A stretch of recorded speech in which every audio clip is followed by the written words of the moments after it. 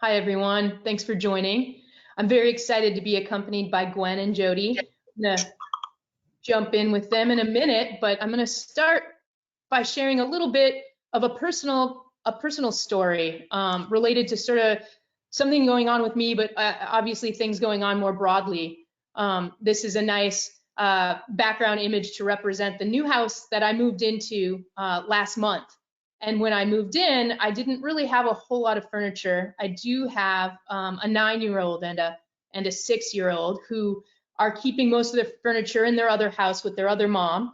But my point in bringing this story up is we had to sort of start from scratch. And it was at a time where all of a sudden we knew we were going to be spending a lot of time indoors.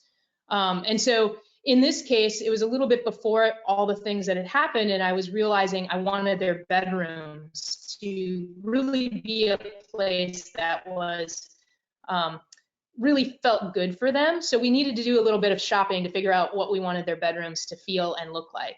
And as you can imagine, when you first start shopping, and in my case, I was doing it online just for time reasons, but we can all relate to now having to do that online all the time for what we're buying for the most part. And so in a traditional search engine, if you don't quite know what you want, it's a little harder to navigate looking for broad things. But I knew I wanted to get the sense to browse. The other option besides a traditional search engine for looking for exactly what you want, which I, again, did not have as clean of an idea as I'd like, you can think about some of the traditional e-commerce experiences where you've got your hierarchy on one side, where you can kind of go into the taxonomy and kind of more logically maybe do some browsing online. That is sort of a traditional e-commerce experience. One of the ways that I love shopping is through Pinterest. Obviously, I work at Pinterest, but the way you can search, if I have a broader idea of what I'm looking for. So for my 6-year-old Mavis, she's really into the outdoors. So I wanted some outdoor themed ideas for bedrooms. And what comes back when I search that way is a highly visual, highly emotional experience that gives me ideas and almost feels a little bit more like walking through a store in real life. You've got a lot of lifestyle imagery, and one of them draws me in. And as I draw into that image, I can click on it as a close-up, and this lifestyle image then allows me to click. Pinterest created this capability called Lens, where the flashlight in the bottom right corner, if you click that and hold it over an image with an object within a lifestyle image, you're visually now searching, and you can search based on that. So then I get back all these really fun ideas from different brands and retailers on beds that are sort of an outdoor theme. And there was one in particular that I liked and that my daughter liked. And so what we were able to do is kind of pick apart elements of this room, this bed, as well as other rooms that were sort of outdoorsy, and came up with this sort of real life image of the bedroom upstairs for Mavis. And so that's Mavis in her room. And I bring this up is because the way I was able to emotionally shop created a lot of inspiration. And that inspiration transformed into what I would consider a more inspired path to purchase, and allows me to connect to ideas in ways that are more, they're a little more similar to what I would do if I was really looking for something out in the world. And so this highly visual experience we call inspired shopping. And on Pinterest right now, because of the way people are sort of indoors, spending a lot of time at home with the people that they're closest to, that they live with, there's been a lot of engagement. In fact, it's record engagement of consumer behavior on Pinterest right now. We've had 60% increase year over year on search volume. And then we've also had specific areas where people are doing searches on how to make bread. They're looking for inspiring ideas on things they maybe want to learn and try. And they're looking for brands to help answer some of these. Learning ideas like how to garden or spa day at home. Just a lot of increased activity around how to make and be a little bit more inspired while you're home. We're going to talk a little bit about how retailers can tap into some of these insights. Before I go into some of the examples and areas on Pinterest where retailers are taking advantage of this, I wanted to just take a step back and talk a little bit about the evolution of consumer shopping and their expectations. As we all sort of know in retail, there was only one option at one point. It was physical stores. And as digital evolved, the early days of digital was all about convenience and really just being able to get someone something quickly that they wanted. And again, it requires you as a consumer to sort of know what you want so you can quickly get it and it's conveniently brought to your doorstep. Then there was obviously this point in time where omni-channel became really important. But a lot of us would agree that it maybe was more of a promise than an actuality. And as we move into our sort of inspired home shopping digitally, there's a need to create a digital experience that isn't just about convenience. Obviously, convenience is important, and that's a big element of what we've learned and done to date and can continue to iterate on. But what about that inspired piece where you're able to create and evoke a consumer's emotion and attachment to something that fulfills a need that they have in their life? So let's talk a little bit about how Pinterest does that. Pinterest's mission is to bring everyone inspiration to create a life that they love. We have over 335 million people around the world who come to Pinterest who are looking for ideas, whether they're ideas on what to cook for dinner, on what to wear, on how to work out, on how to create a home office. Think about all the use cases that are important to people right now. Those are the places people are going on Pinterest. And the demographics of people are a very sought after group. It's like 80%, at least in the US, it's 80% of moms in the US, half of millennials, very attractive demographic. But what's more important than the demographic are what people are doing on the platform. People are coming with an intent to hear from brands.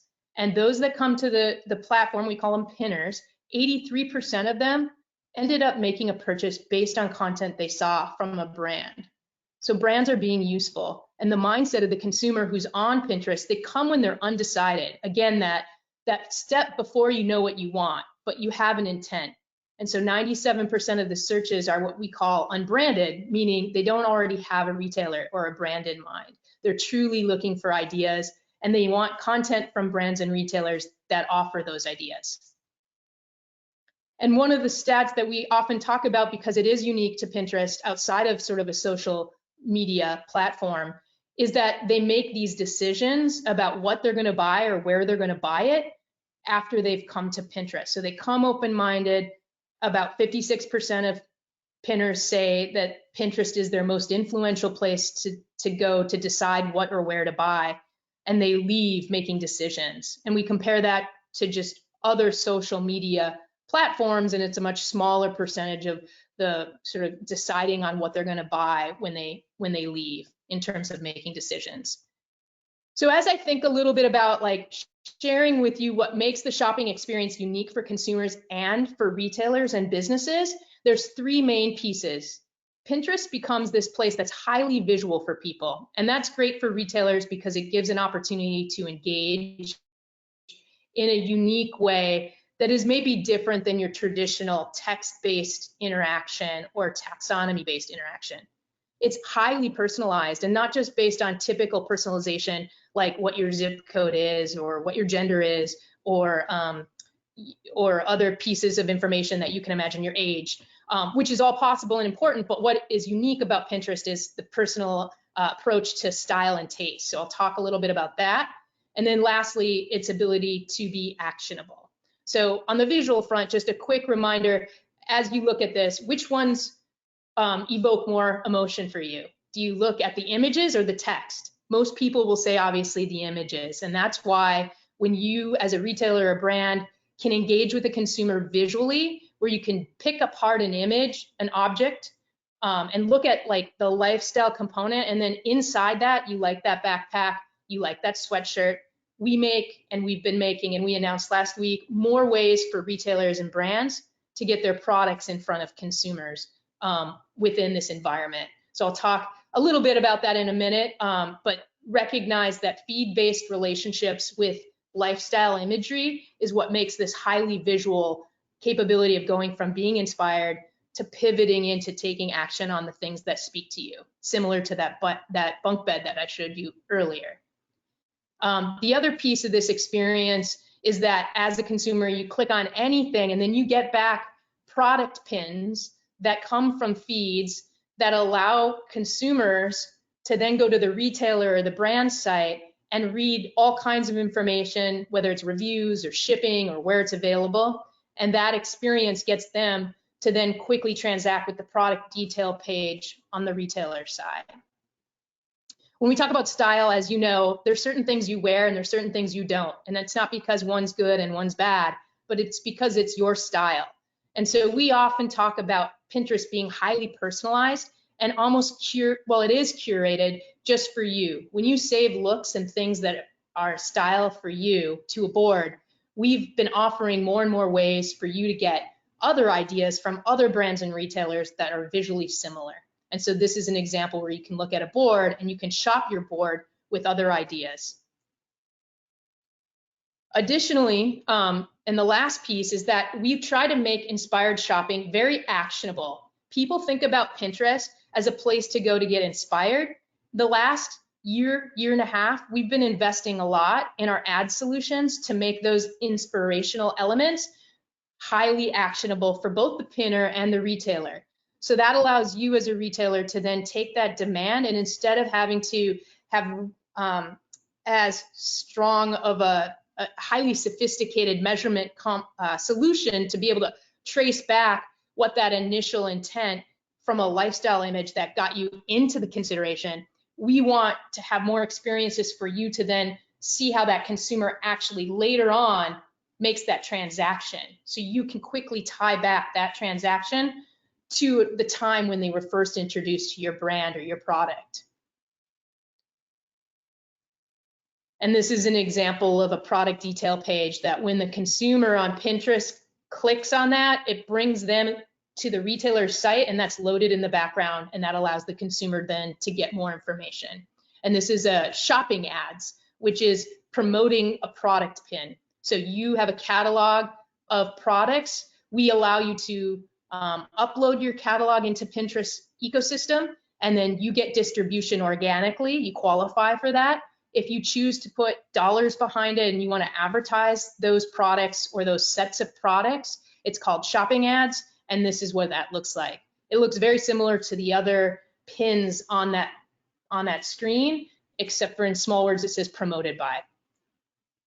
And when we see retailers take advantage of these ad solutions, both organically and paid, we're able to see that there's a lot more activity that's happening for those retailers that participate. So in terms of the number of shoppers on the platform, those that have engaged with our shopping content, that's increased about 44% year over year. And that number was pulled prior to some of the more recent activities that happened because of people being at home and using Pinterest more than ever. Also, Pinterest products that are shoppable have increased about 2.5 more times than last year because of all the feeds that are being uploaded and ingested by Pinterest from retailers. And lastly, we have a lower cost per conversion than your traditional social media cost per conversion. We did some studies with some partners that allowed us, in this case, Newstar, to track cost per conversion, and Pinterest is about 2.3 times lower cost per conversion than traditional social ads. So with that information, what I think would be really great now is to bring our guests, Jody and Gwen, back into this conversation and be able to have a little more hands-on examples of what this means for brands and retailers and agencies who work with brands and retailers. So I'm gonna make sure I can see here. Well, all right, I'm gonna trust that you guys are on. And can you hear me, Gwen and yes. Jody? Great. Yeah. All right, great. Well, thank you guys for joining us. I think your voice will bring some credibility to how those that are out there as brands and retailers and agencies are actually working with consumers and how to do, I guess, how to create the right tone and work with consumers to be helpful in this climate. So maybe Jody, I'd like to start with you. Can Can you tell us a little bit about Key and a little bit broadly, but also within the context of how your team and you had to decide to sort of make a change and adjust your marketing campaigns, given the realities of how the coronavirus has kept everyone at home and maybe changed the way that they're going to be shopping and experiencing things right now? Sure, absolutely. And I'd love to just start with, every single day right now, I think for anybody who's on this today, it's sort of a firefight out there. So I think, best laid plans have just been pushed aside. And even the decision today to participate in a webinar like this was something that we talked about as a team, but we ultimately really felt like we're all better if we are all in business. And as soon as we can all get back to normal, the better. So if there's anything, I've come from many, many years in big corporate companies, Gap Inc. and Levi's. I'm backed by a private equity company, so I've got a big network. And so for me, the decision was really to just share out with everybody who doesn't have that big of a network. So the goal today is to be in it together and pay it forward. So for those of you who don't know Key, we are a high fashion sunglasses brand and eyewear brand. We have really high style for prices between $55 and $75. And I would say in general, we have been on a huge growth trajectory. We're in hyper growth. We do lots of collaborations with celebrities. We've been on social media. We're a digital native brand that's been expanded into all channels. And I would say, overnight, honestly, all of our plans had to kind of get thrown out the window. We weren't about to launch with a new celebrity. We had just launched a campaign around Coachella, which is a very big event that's culturally relevant for our customer. And that had to go out the window literally overnight. So, what's great about the team is that they were really able to just turn on a dime and say, okay, this isn't relevant. People have other things on their mind. They've really got their finger on the pulse of what is on the mind of our customers. And so we were able to basically reshoot and reposition everything around a few filters that we felt like would be right and the right tone to balance to put out there in the world. And so those for us were about community, self-love, and positivity. We felt like if we could strike those right tones with our customers, we could just be in it with them. And that could be, they might be reaching out to us just to be uplifted by the content that we're serving up, but also if they want to shop because they need some retail therapy because times are hard right now, we'll be right in there with them too. So I think, really moving from a place where you're looking out 6 months or a year out or 5 years out, however far out you're looking in your business, to really gearing up the team to turn quickly and moving on sort of a daily and weekly read and react has been, probably the biggest muscle that we've had to use in this time frame. Within that, I will say there's some real moments of beauty. It's really fun for the teams to sort of be in it together. We're finding all these cool and innovative ways to capture content, not only from our community, but from our employees. Everyone's been a part of, I'm wearing our blue light glasses. So everyone's been a part of, take a picture at home. We've been using that content in email. And so in many ways, we're trying to lean into how do we make our brand more human during these times? And I think that that's great for all brands. I think it's great to take off the perfect polish every once in a while and just be a real brand that shows up that people can really relate to.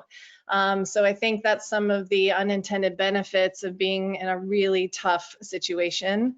And just really grateful that, we have these avenues, social media, Pinterest, places where we can actually talk to our customers real time. So I think that for us, we've just found that we've gone from 3 channels being viable. We were in wholesale, we were e-commerce, and we also had 11 shops around the US. To have 2 of those channels have to close down temporarily, and taking the entire team and shifting them over to social and digital has been just a huge benefit and value to us as a team.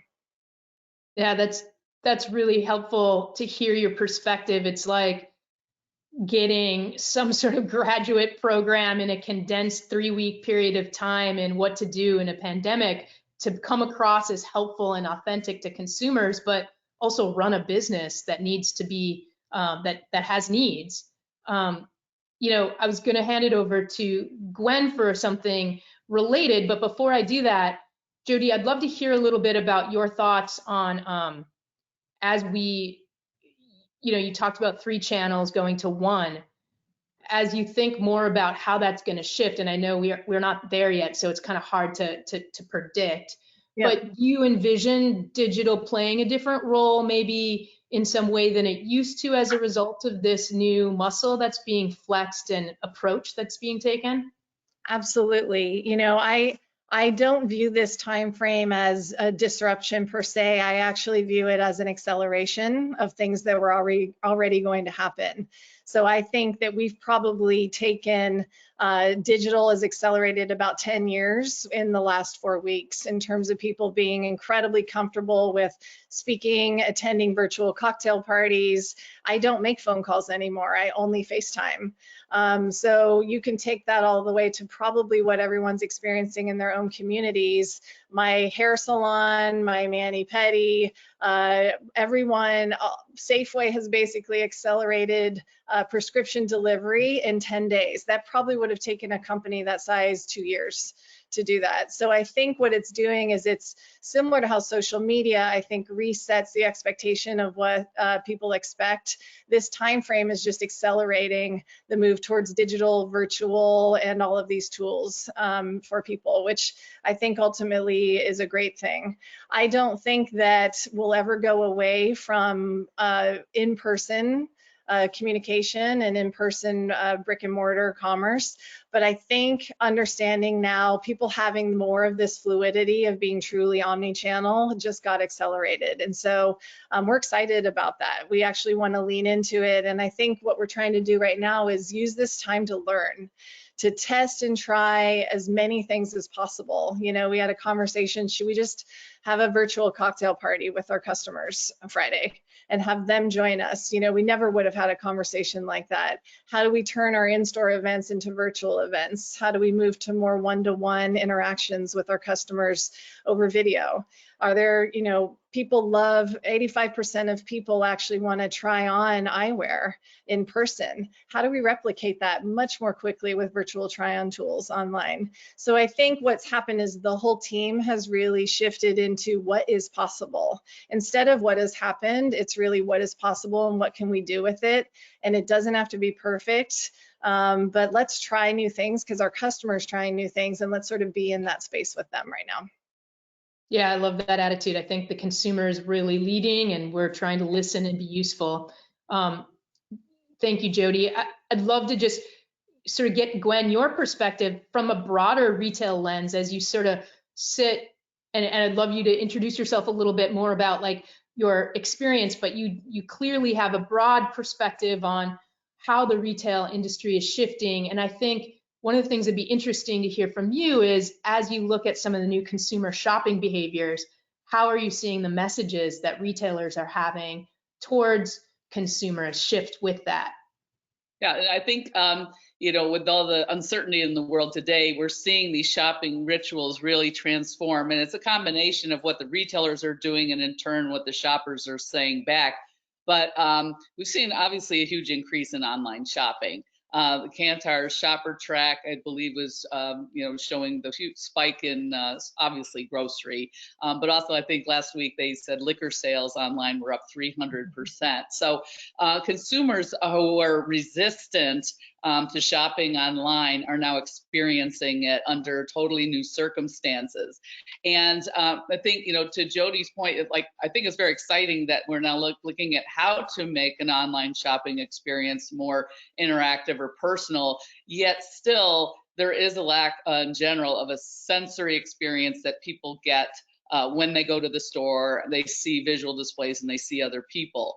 So I think the inspiration that can people can get from things like Pinterest recipe boards, Pinterest do-at-home project boards. That is now coming into play to help counteract the lack of social interaction and inspiration that they might be getting from what's a little bit more of like a robotic or, you know, sort of a task-oriented shopping experience, if that makes sense. So I think between that and just the fact that we can socially connect through platforms like Pinterest is really helping people just feel better, really. Yep. Yeah, that is one of the areas that pinners, when they do comment, is, you know, it's the positive corner of the internet. They're there because it's inspiring them to enjoy and feel like they can grow as a person, and get help from brands and retailers that provide the information and the ways to do it. I would love, Gwen, if you don't mind, I like your perspective. You shared a little bit previously when we've talked about that delicate approach to working with, as a brand and a retailer, to working with consumers to be helpful and useful, but the balance between keeping that and ensuring that that's not taking advantage of sort of a crisis and being too commercial in intent. Yeah. You know, what approaches have you seen sort of work or not work that would be useful for people to hear about? Sure. I mean, I've observed just in the context of Pinterest boards, for example, Target showing helpful ways or really even fun ways to recreate maybe a spa experience at home. You know, what's the blowout at home if you can't go to, you know, your favorite salon? You know, how do we do a new regimen for facial regimen, you know, using, you know, some products that are easily available and just having fun setting it up in the context of your home. So it's identifying that people are at home and they are more isolated. And yet it's really kind of simple ideas. Starbucks was offering these fun coffee recipes, maybe a little bit more exotic than what you typically prepare for yourself at home, but it's like, how can you bring a little Starbucks, you know, into your own kitchen? And the IKEA, obviously with the home offices, you know, that's like in the front of their boards, because that is the reality. So, you know, like Best Buy has really done very well at this time with sales for home office equipment. IKEA giving you more of that inspirational idea of what your home could be, what that home office is like. So that's really kind of being on the side of your consumer in a way that's not like a bold statement about a pandemic, but it's that, you know, sort of attitude to help support people that are going through a challenging time. Yeah, and it seems like from all the things that I've been reading about what consumers are sharing, they want help and they want to be inspired so that they aren't just feeling home and alone. So I do think brands that make an effort to give ideas that align to what they're selling or their service do get looked at from consumers as being, you know, that useful, helpful, inspirational brand. So I like the examples you pulled out. Thank you. Maybe just one last question for you both. Tell me something inspiring or fun that you've been either pinning or trying, or pinning and trying ideally. Well, I was making some, I called it handcrafted artisanal sanitizer with Everclear. So I've got my little lab all set up. So that's been one thing. A couple like cocktails. We were into the Negronis a couple days ago. Just doing things that are a little different from what your routine is. And that and some of the fun homemade cotton masks that I've been pinning. Wow, that's awesome, Gwen. Thank you for the fun ideas. Jody? Yes, so my 17-year-old is a Pinterest fanatic. So she actually was my entree into Pinterest well before Key started posting on Pinterest. But we've been spending a lot of time, it's all about smoothies. So we're trying to come up with a different smoothie every day, and honestly, just food, something around not serving the same thing every single day. It's been a fun thing to go in and find, you know, the most unique combination that we can. Just keep it light and happy, and honestly exercise. I think that the exercise industry is about to have a massive boom because the amount of content that's been available of just a 20-minute exercise routine and really people understanding that you can just do this in your home and take care of yourself has been huge. So I'd say those are two. That's awesome. I'd just give my plug before I bring Elizabeth back. I have a lot of closets that are totally unfinished moving into a new place, and Container Store has been awesome in terms of being able to get the right visuals and idea and inspiration, but then getting them delivered has been great. So I've got 2 closets done and I've got 3 to go. So with that, Elizabeth, you want to come back in and join us? Yeah, for sure. Can you guys hear me? Yes, you can hear me. So lots of questions coming in from the audience. So thank you all so much for being so engaged. I think we've got about just a few minutes to answer. I'm kind of trying to like put things into like thematic buckets. So there are a lot of questions coming in just around what people are searching for and what we're seeing on Pinterest, kind of playing off of the insights you shared early in the presentation, Amy. I mean, my quick answer to this is we have a ton of insights coming in, just what people are looking for, what kind of boards they're creating, what they're saving. We're seeing the highest engagement in the history of Pinterest, and we're actually planning another webinar in about 2 weeks. I think it's going to be Thursday, April 23rd, to dive deep into those insights and how advertisers can action on them. So look for an invite coming from us there. Is there anything you wanted to add on that, Amy, at all? I think that if you can put yourself in the consumer's shoes and how that might relate, how your products and services might come in handy, and taking your existing content, we've seen a lot of brands pivot quickly by using assets they've already had in place pre-COVID and doing some alignment between the insights that we've provided on consumer behavior and some simple text overlays to show that this desk is really now your new central hub for both working and putting away work and having it converted to the place to do puzzles, like somehow kind of demonstrating you are listening to people based on what's happening and what they're doing and how your products fit into that. So it'd be great to, that next webinar that we're doing, I think will bring to life other use cases for how consumers are using Pinterest, and your brands could fit into that. Yep, totally. Okay, also a lot of questions just around, I'm a small business or I'm a nonprofit. How do I keep people motivated? How do I lean in? I think, Jody, I'm going to kick this one over to you. Like, how can other brands and business owners be thinking about leadership right now? It's honestly the first place that you have to go to, because you cannot do it alone. And I think particularly at times like this, I tend to go to the teams that are closest to the social media channels. They are the ones that really have their finger on the pulse of what people are thinking and how they're feeling. And so I think wrapping around those teams, and first and foremost, we've just at Key have tried to set the tone of, I'm going to be as transparent with you as possible. There's zero spin. I really don't know what's going to happen. All I can do is best guess, and here's how we're going to handle things day by day. So I think just starting with your own leadership tone and then bring the team in. And I found there's never been a time that I've been listening more to the team than now. My job in general is to ask questions and create an environment for teams to do their best work. But this is the time where I'm listening the most to what they're seeing and what's on their mind. And I've set up a weekly virtual all hands. I used to do an all hands once a month with them. It's weekly now. Don't let your employees fill in the gaps with uncertainty. Just try to over communicate and be as transparent as possible. You'll find, I think, at least I found with my team, they bring 10 ideas back to me that were just out there, and we end up lighting them up. And so it's been really fun actually to work with them this way. It's probably a new best practice for us. That's amazing.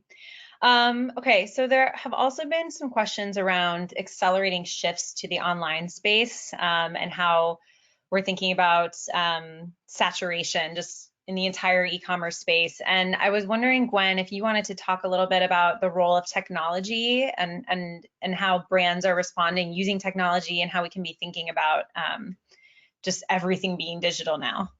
Well, it really is an amazing time that we have so much technology at our fingertips. And before we went on live, the group was talking about if this had happened 20 years ago, could you imagine, you know, being so much more isolated, not having access to groceries online, just not having that infrastructure in place. So, you know, this is really the test. This is kind of this will probably help you know, really separate those winning and really useful technology innovations from the ones that I always say, well, that's a great solution for a problem no one ever has. So it's really the ones that are really going to add value. Help brands, I like to say, help brands really behave in new ways in these unprecedented times, and help brands to partner with other types of companies or even with the government. There's a fun example. We didn't kind of just really didn't get to this point, but of, you know, being on the customer side is more than maybe giving us inspiring ideas for home improvement. There are people who are incredibly vulnerable at this time. And in Australia, since Jody, you're from Australia, I was interested in how Woolworths had come up with this new food box that they're delivering. It's just essential ingredients that people who cannot leave their homes and who can't afford some of these more, you know, kind of treats, shall we say, are getting what they need. And that was done in conjunction with their postal system. And chefs are even getting involved in saying, well, just because these are basics, you can make really nice things with what you've gotten in this box. So it's kind of pushing us on both the technology side, but also kind of what's that brand width, that stretch? How can your brand be purposeful and behave in new ways that are highly relevant and crucial to making people feel that they're not being overlooked? That's great. I think we'll just do one more. This one's for Amy, just back on Pinterest. There are people kind of chatting in questions about, you know, wanting everything from brand awareness to I just need to sell my things. And I know you've done a lot of thinking around like the consumer path to purchase. And I'm wondering if you could talk a little bit about how advertiser goals are met in different ways on Pinterest, or how you think about that. Yeah, I mean, pre-COVID, one of the biggest questions I get from retailers that are looking to take advantage of the opportunity on Pinterest and the consumers on Pinterest is this my performance DR team that should be partnered with Pinterest, or is it my reach and frequency, you know, brand team? And the reality is Pinterest is really this opportunity for you to, as a retailer and a brand, to reach a consumer earlier in the funnel where they haven't again decided on who they're going to buy from and what exactly they're going to buy. They're not looking for this answer to this question that is very specific. It's a little broader. It's like, I need ideas for something to cook with chicken, or I have the need for a Scandinavian entryway. It's like a little bit earlier, but then we have ad formats and targeting opportunities that quickly pivot the consumer to take action with the retailer. And the key to that sort of middle funnel or full funnel journey that the consumer goes on Pinterest is measuring that path, not just that last touch, but the first touch, the middle touch, and that last touch, to understand where they were introduced, where there was consideration and evaluation, and ultimately hand them into the place where they're making the purchase. So work together with your performance and DR teams and budgets to look holistically at the consumer and measure it that way as well. Awesome. Thank you so much. Okay, I think we're at time. I just would love to remind everyone, if you could please take the survey at the end after this to help us, as we do more of these, think about what content's most relevant and useful for you. And I just want to say thank you again to Amy, Gwen, and Jody for joining us. And thank you for everyone for tuning in. This will be available on our Pinterest Business YouTube channel to watch. Thanks for having us. Thank you. Everybody. Okay, take care. Happy shopping.